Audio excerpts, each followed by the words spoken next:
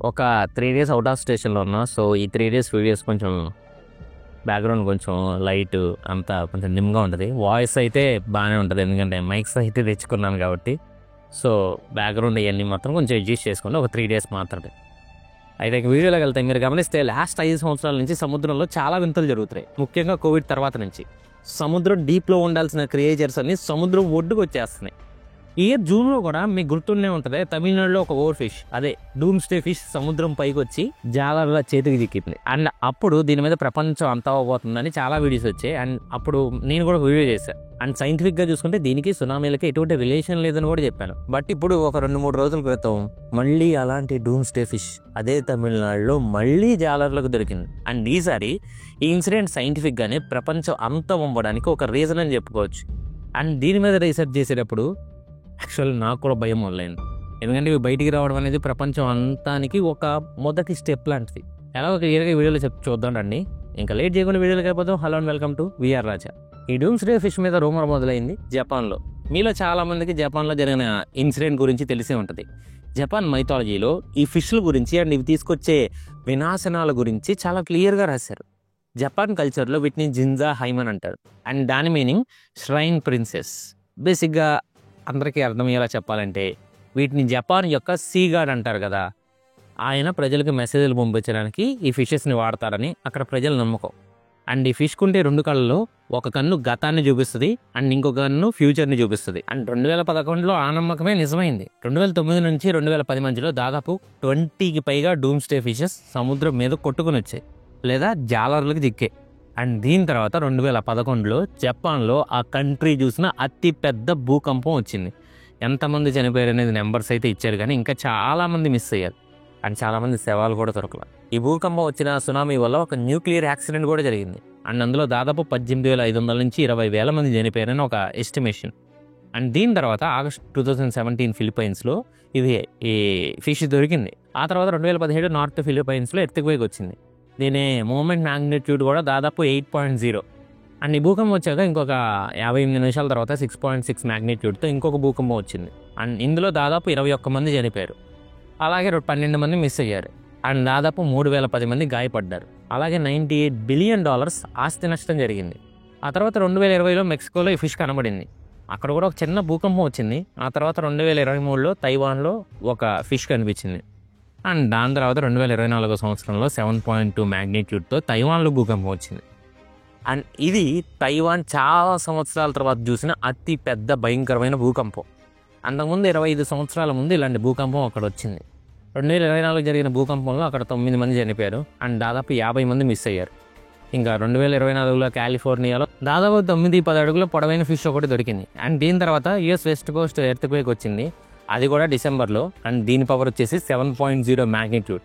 ఇలా ఈ చేప కనపడిన చాలా చోట్ల భూకంపం వస్తుంటే అందరూ ఈ చేపకి భూకంపాలకి లింక్ పెట్టారు. బట్ ఈ చేప కనిపించిన చాలా చోట్ల భూకంపాలు రాలా. అండ్ అలాగే భూకంపాలు వచ్చిన ప్రతి చోట ఈ చేప కనబడలా. సో వస్తే భూకంపాలు వస్తాయని కాదు. కానీ ప్రాబ్లం ఏంటంటే డీప్ సీలో ఉండాల్సిన ఈ క్రియేచర్స్ సముద్రం ఒడ్డుకి రావడం. మీకు అర్థమయ్యేలా చెప్తాను చూడండి. ల్యాండ్సెట్ ఫిష్ ఇవి సముద్రం లోపల దాదాపు 100 నుంచి 1800 మీటర్ల మధ్యలో ఉంటాయి. అండ్ నార్మల్గా ఇవి పైకి రావు. బట్ ఈ ఇమేజ్ చూడండి. ఏప్రిల్లో ఈ ఫిష్ యూఎస్ఏలోని ద ఆరెగాన్ కోస్ట్ కొట్టుకుని వచ్చింది. అండ్ అక్కడి నుంచే ద సీసైడ్ ఎక్వేరియంలో పనిచేసే టిఫానీ బోతే ప్రకారం ఇవి ఇయర్కి డజన్కి పైగా ఈ బీచ్ కొట్టుకుని వస్తున్నాయంట. సరిగ్గా వినండి, కేవలం ఈ ఒక్క బీచ్కే డజన్కి పైగా వస్తాయంట. అండ్ అలాగే లాస్ట్ 5 ఇయర్స్లో చాలాసార్లు జపాన్ అండ్ అమెరికా బీచ్లు కొట్టుకుని వచ్చాయి. అండ్ నెక్స్ట్ వచ్చేసి బ్లాక్ ఫిష్. చూడడానికి ఇలా ఉంటాయి. దీన్ని ప్రపంచంలో అగ్లీ ఫిష్ అని కూడా అంటారు. నేను ప్యాక్స్ వీడియోలో చాలాసార్లు చెప్పా. బట్ నిజానికి ఇదేమీ అగ్లీ కాదు. ఎందుకంటే నేల మీదకి వచ్చినప్పుడే ఇలా తయారవుద్ది. ఎందుకు ఇలా అవుతుంది అనేది డీటెయిల్డ్గా ఫ్యాక్ట్స్లో చెప్తాను. బట్ సముద్రంలో ఉన్నప్పుడు ఇది ఇలా ఉంటుంది. అండ్ ఈ ఫిష్ అనేది దాదాపు 600 నుంచి 1200 మీటర్ల డెప్త్లో తిరుగుద్ది. అండ్ ఇది పైకి రావడం అనేది చాలా రేరు. బట్ 2019-2013 ఇయర్స్లో ఇదే టస్మానియా, న్యూజిలాండ్ అండ్ సౌత్ పసిఫిక్ లాంటి కోస్టల్ ఏరియాస్లో సముద్రం మీద కొట్టుకొని వచ్చింది. ఆ తర్వాత జైంట్ స్క్విడ్ ఒకటి వచ్చింది. చూడడానికి ఎంత పెద్దగా ఉంటుంది. అండ్ సముద్రంలో ఇది దాదాపు 300 నుంచి 1000 మీటర్ల డెప్త్లో ఇవి ఉంటాయి. అండ్ రీసెంట్గా ఇవి చాలాసార్లు సముద్రం ఒడ్డు కొట్టుకుని వచ్చాయి. 2020లో సౌత్ ఆఫ్రికన్ బీచ్లో ఇది కనబడింది. అండ్ అప్పటి నుంచి ఆ తర్వాత జపాన్లో ఇదే సంవత్సరంలో మళ్ళీ ఒకటి బీచ్ కొట్టుకుని వచ్చింది. అండ్ 2022-23లో కూడా జపాన్లో ఇవి కనబడ్డాయి. సౌత్ ఆఫ్రికాలో మళ్ళీ 2022లో ఒకటి కనబడింది. ఫైనల్గా లాస్ట్ ఇయర్ స్పెయిన్లో ఒకటి కనబడింది. ఆ తర్వాత డీప్ సీ యాంగ్లర్ ఫిష్. మీరు దీన్ని చాలాసార్లు చూసుంటారు, చాలా స్కేరీగా ఉంటుంది కూడా. అయితే ఈ మధ్య దీని సైజు గురించి చాలా డిబేట్లు జరుగుతున్నాయి, బట్ అంత పెద్దగా ఉండదని. బట్ ఇన్ రియాలిటీ ఇందులో ఉండే స్పీసెస్ కొన్ని 1 ఇంచ్ కూడా ఉండవు, అండ్ కొన్ని అయితే దాదాపు 2 feet వరకు ఉంటాయి. బట్ మెజారిటీ అన్నీ చిన్నగానే ఉంటాయి. ఎనీవేస్, ఈ ఫిష్లు సముద్రంలో 500 నుంచి 2000 మీటర్ల లోతులో ఉంటాయి, అండ్ మెజారిటీ బయటికి అంత త్వరగా రావు. 2021లో ఇందులో ఒకటి కాలిఫోర్నియా బీచ్లో కనబడింది. అండ్ ఇవి సన్లైట్ని తట్టుకోలేవు కాబట్టి సముద్రం ఒడ్డుకు రాగానే చనిపోతాయి. దీని తర్వాత 2022లో మళ్ళీ కాలిఫోర్నియాలో కనిపించింది. తర్వాత 2023లో న్యూజిలాండ్ బీచ్ కొట్టుకొని వచ్చింది. దీని తర్వాత పసిఫిక్ వైపర్ ఫిష్. ఇవి సముద్రంలో చాలా డీప్గా ఉండే క్రియేచర్స్, దాదాపు 200 నుంచి 2500 మీటర్ల లోతులో ఉంటాయి, అండ్ సముద్రంలో టాప్కి అసలు రావు. అలాంటివి జపాన్లో 2 సార్లు 2022లో 23లో సముద్రం ఒడ్డు మీద కొట్టుకొని వచ్చాయి, అండ్ అలాగే 24లో కాలిఫోర్నియాలో కోస్ట్ కూడా కొట్టుకొచ్చాయి. తర్వాత బ్యారెల్ ఐ ఫిష్. అండ్ ఇవి చూడడానికి ఇలా ఉంటాయి, దాదాపు 600 నుంచి 800 మీటర్ల డెప్త్లో ఉంటాయి. చాలా రేర్ ఫిష్. కొన్ని అయితే 2000 మీటర్ల లోతులో కూడా ఉంటాయి. జస్ట్ ఇక్కడి వరకు చూశారు. మేము ఎంతో కొంత నాలెడ్జ్ మీకు ఇచ్చామని నేను నమ్ముతున్నాం. మా నాలెడ్జ్ మీకు వర్త్ అనిపిస్తే కొత్త వాళ్ళు ఛానల్ని సబ్స్క్రైబ్ చేసుకుని బెల్ ఐకాన్ ఆన్లో పెట్టుకో. వీడియోని లైక్ చేసి మీ ఫ్రెండ్స్ అండ్ ఫ్యామిలీకి వీడియోని షేర్ చేయండి. అండ్ వీడియోని కంటిన్యూ చేద్దాం. అంటే ఓషన్స్ ట్విలైట్ జోన్లో ఇవి ఉంటాయి. సముద్రంలో చాలా జోన్స్ ఉంటాయి, అండ్ మనం డీప్కి వెళ్ళే కొద్దీ అక్కడ ఇంకా చాలా డేంజరస్ క్రియేచర్స్ కూడా మీకు కనబడచ్చు. దీని మీద ఒక వీడియో చేద్దాం. అంటే సముద్రం లోతుకు వెళ్ళే కొద్దీ అక్కడ వాతావరణం ఎలా ఉంటుంది అండ్ అక్కడ ఎలాంటి జీవులు ఉంటాయి అనేది మీకు కావాలంటే కింద కామెంట్ చేయండి. అయితే ఈ ఫిష్ డిసెంబర్ 2021లో శాండియాగోలో ఉన్న టారీ పైన్ స్టేట్ బీచ్ కొట్టుకొని వచ్చింది. దీని తర్వాత డీప్ సీ ఎలాఫోర్ట్. ఇది ఇప్పటివరకు మనం డూమ్ స్టే ఫిష్ వచ్చిందని భయపడుతున్నాం కదా, యాక్చువల్గా దానికంటే ఈ ఫిష్ బయట వస్తే భయపడాలి. ఇవి సముద్రం లోపల దాదాపు 2000 feet 2000 అడుగుల లోతులో ఉంటాయి, అండ్ సముద్రంలో ఏదో జరిగితేనే అవి బయటికి అండ్ ముఖ్యంగా ఒడ్డుకు వస్తాయి, లేదంటే రావు. కానీ 2023-24లో అలాస్కా అండ్ పసిఫిక్ నార్త్ వెస్ట్లో బయటికి కనిపించాయని రిపోర్ట్స్ వచ్చాయి. దీని తర్వాత డీప్ సీ కస్కీల్. ఇవి దాదాపు 500 నుంచి 3000 మీటర్ల మధ్యలో ఉంటాయి. వీటిని 2022లో ఇండియన్ ఓషన్లో కనుక్కున్నారు. ఇవి ఆఫ్ షోర్కి రాలేదు, కానీ అన్యూజువల్గా సముద్రం పై భాగానికి వచ్చాయి. మొత్తం విన్నారు కదా.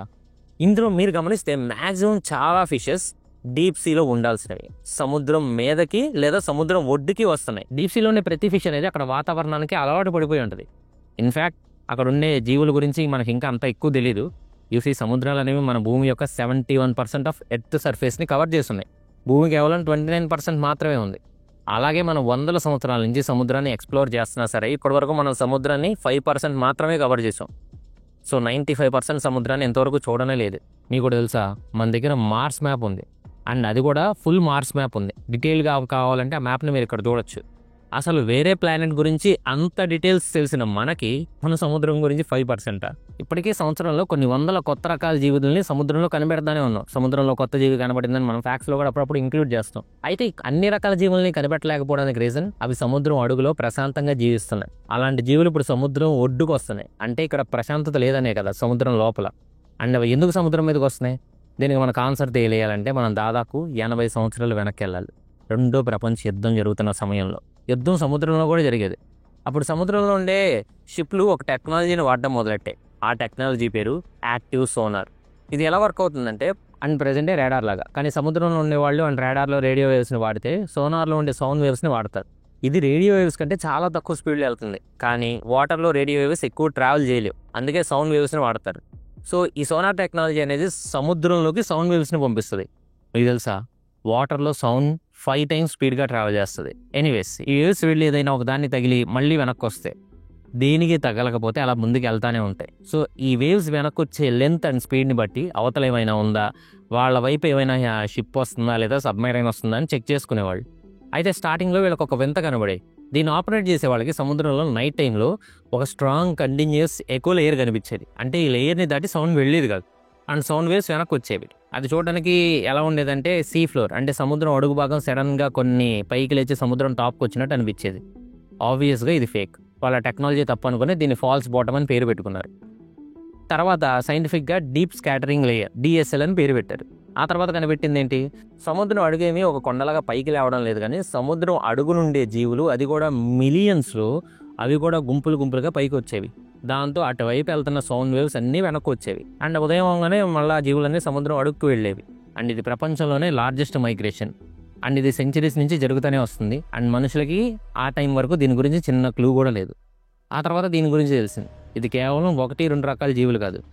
Zoo plankton, copepods, krill, jelly fish, flaps, comb jellies, lantern fish, myctophids, bristle mouths, hatchet fish, small squids, shrimps, prawns, amphipods and other micronektonic creatures. And ఈ చాలా రకాలు ఇలా నైట్ టైంలో పైకి వచ్చి మార్నింగ్ అవగానే మళ్ళీ కిందకి వెళ్ళిపోతాయి. అండ్ అలా వెళ్ళడాన్ని డైల్ వర్టికల్ మైగ్రేషన్ DVM అని పిలుస్తారు. గుర్తుపెట్టుకోండి, అసలు ఇది ఎందుకు జరుగుతుందో మీకు అర్థమైంది. అండ్ ఇది ఎంత పెద్దగా ఉంటుంది అనేది ఇంతవరకు జరిగిన ఏ స్టడీ కూడా కనిపెట్టలేకపోయింది. మనం ఇందాక మిలియన్స్ అని నార్మల్గా చెప్పుకున్నాం, కానీ బిలియన్ ఆర్ ట్రిలియన్ నెంబర్లో మైగ్రేషన్ జరగచ్చు. ఇన్ఫ్యాక్ట్ ఇవి మన భూమి మీద ఉన్న మనుషుల మాస్ కంటే అటు ఇటుగా 25 టైమ్స్ ఎక్కువ ఉండే ఛాన్స్ ఉంది, మనుషుల మాస్ కంటే కూడా అని సైంటిస్టులు చెప్తున్నారు. అండ్ ఇంత పెద్ద మైగ్రేషన్ ఎందుకు జరుగుతుంది? దానికి సింపుల్ రీజన్, నేచర్ మనకు చేసే సహాయం. ఎస్, ఇప్పుడు మీకు ఒక ఫ్యాక్ట్ చెప్తాను, అండ్ దీన్ని ఆల్రెడీ మీరు చాలాసార్లు వినే ఉంటారు. అదేంటంటే భూమి మొత్తం మీద సముద్రం అనేది లార్జెస్ట్ కార్బన్ సింక్. అంటే మనం రిలీజ్ చేసే కార్బన్ డైఆక్సైడ్లో 1/4 భాగాన్ని సముద్రమే తీసుకుంది. అండ్ మీలో చాలామందికి ఈ విషయం తెలిసే ఉంటుంది. బట్ ఎలా తీసుకుంటుంది అంటే సముద్రం ఏమి గాలిని పీల్చదు కదా, మరి ఎలాగా? అండ్ దానికి ఆన్సర్ సముద్రంలో పెరిగే ప్లాంక్టాన్స్. ఇవి సముద్రం పైభాగం నుండి ఒక రకమైన మైక్రోస్కోపిక్ జీవులు అనమాట. ఇవి చెట్లులాగా ఫోటోసింథసిస్ని పర్ఫామ్ చేస్తాయి. అంటే కార్బన్ డైఆక్సైడ్ CO2ని తీసుకొని ఆక్సిజన్ని వదులుతున్నాయి. అండ్ ఇవి తీసుకున్న కార్బన్ డైఆక్సైడ్ CO2 అనేది ఒక ఆర్గానిక్ కార్బన్గా మారుతుంది. మనకు అర్థమయ్యే భాషలో చెప్పాలంటే దాని బాడీనది కార్బన్ డైఆక్సైడ్ CO2తో తయారు చేసుకుంటుందని అర్థం. సో ఇప్పుడు ఈ సముద్రం పై భాగంలో ఉండే ఈ ప్లాంక్టన్స్ అండ్ ఇలాంటి జీవుల కోసం డీప్ సీలో ఉండే ఈ క్రియేచర్స్ సముద్రం పై భాగానికి వస్తాయి. అండ్ మీరు ఇక్కడ ఒకటి అడగచ్చు, అదేంటంటే సముద్రంలో పై భాగానికి ఎందుకు రావాలి, వాళ్ళ దగ్గర ఫుడ్ ఉండదా అంటే ఉండదు. చూసి మొక్కలు కానీ ఫంగీ కానీ పెరగాలంటే సన్లైట్ కావాలి. అండ్ డీప్ సీ మొత్తం డార్క్గా ఉంటుంది, అక్కడ సన్లైట్ రాదు. సో ఈ చేపలు పైకి వచ్చి అక్కడున్న ఫుడ్ని తీసుకోవాలి. అండ్ ఇవి వెళ్ళాక వీటిని అక్కడుండే ప్రెడేటర్స్ తింటాయి. అలా ఈ కార్బన్ అనేది ఒక జీవి నుంచి ఇంకొక జీవికి ట్రాన్స్ఫర్ అవుతుంది. అండ్ ఫైనల్గా ఈ కార్బన్ వేస్ట్ రూపంలో జీవుల నుంచి బయటికి వెళ్తుంది. అలా కార్బన్ అనేది ఒక సాలిడ్ ఫామ్లో సముద్రం అడుగు భాగం చేరుకుంటుంది. లిటరల్గా నేచర్ మనకి ఇచ్చిన వరం అది. అండ్ ఇదేమీ ఒక చోట ఏర్పడదు, అన్ని సముద్రాల్లో ఏర్పడుద్ది. పసిఫిక్ ఓషన్ నుంచి ఇండియన్ ఓషన్ వరకు ఎక్కడైనా ఇది జరుగుద్ది. బట్ ఇక్కడ మీకు ఇంకో డౌట్ రావాలి, అదేంటంటే ఇవి కేవలం నైట్ టైం ఎందుకు వస్తున్నాయి, పగలు ఎందుకు రావడంలా? చూసి సముద్రం పైభాగంలో కూడా ప్రిడేటర్స్ ఉంటాయి. షార్క్స్ లేదా డాల్ఫిన్స్ లేదా పెద్ద ఫిష్లు కూడా ఉంటాయి, ఇంకా చాలా. అండ్ సముద్రం అడుగు భాగం నుండి ఈ ఫిష్లని ఇవి తినచ్చు. అందుకే సన్లైట్ పడిన టైంలో అవి పైకి వస్తాయి. అండ్ సన్లైట్ వస్తుందని తెలియగానే కిందకి వెళ్ళిపోతాయి.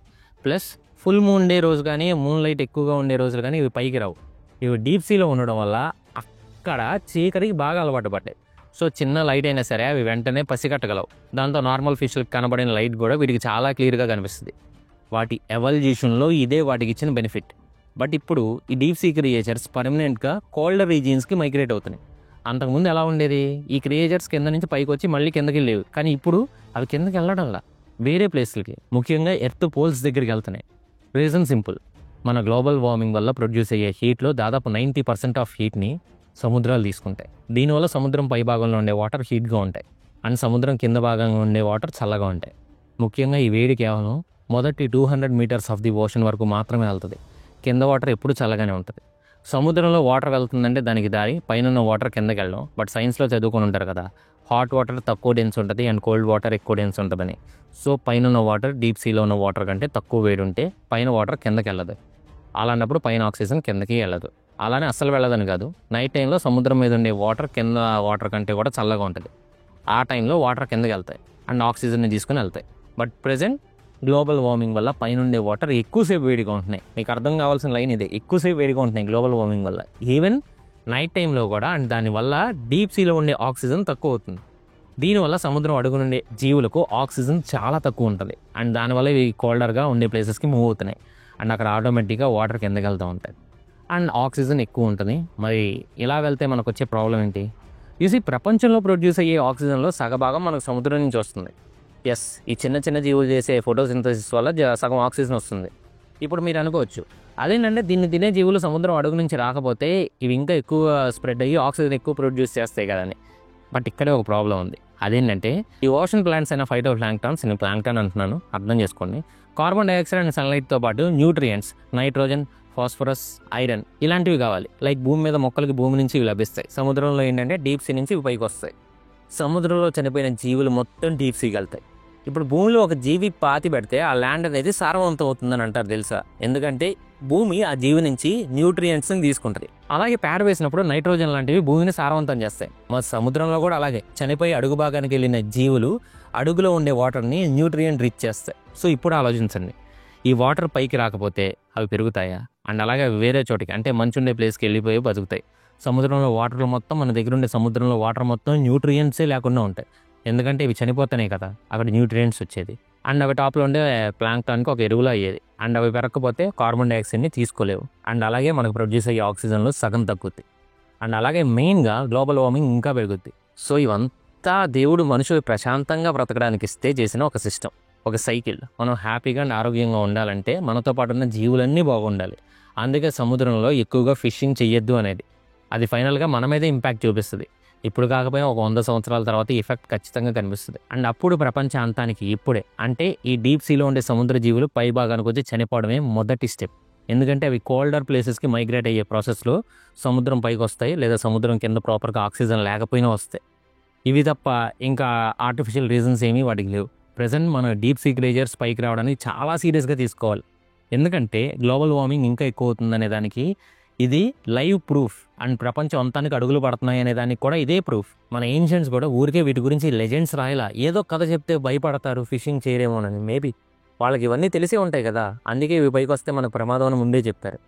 మనమేమో దాన్ని కొంతమంది మ్యాక్సిమం అందరూ జోక్‌గానే తీసుకుంటారు. భూకంపం ఇయి అనంగానే దీనికి దానికి సంబంధం లేదని. బట్ కోర్ మీనింగ్ ఇది. అంటే ఇవి బయటికి వచ్చినప్పుడు 2, 3 భూకంపాలు రావడంతో వీటికి డూమ్స్‌డే ఫిష్ అని పేర్లు పెట్టి వస్తే భూకంపాలు వస్తాయని సృష్టించుకున్నాం. కానీ వస్తే భూకంపాలు కాదు. ప్రపంచ నాశనానికే మొదటి స్టెప్ అని అర్థం.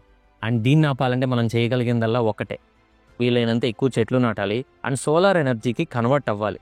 మన దగ్గరుండే పొల్యూషన్‌ని తగ్గించాలి. ఎక్కువ ఆర్గానిక్ ఫుడ్‌ని పండించడం అండ్ నీళ్ళని పొల్యూట్ చేయకుండా ఉండడం. ముఖ్యంగా ప్లాస్టిక్ వాడకాన్ని తగ్గించాలి. అండ్ పెట్రోల్ వాడకాన్ని తగ్గించాలి. ఈవీలు వాడాలి. అండ్ ఈవీలకు కూడా సోలార్ పవర్ నుంచి ఛార్జింగ్ తీసుకోవాలి.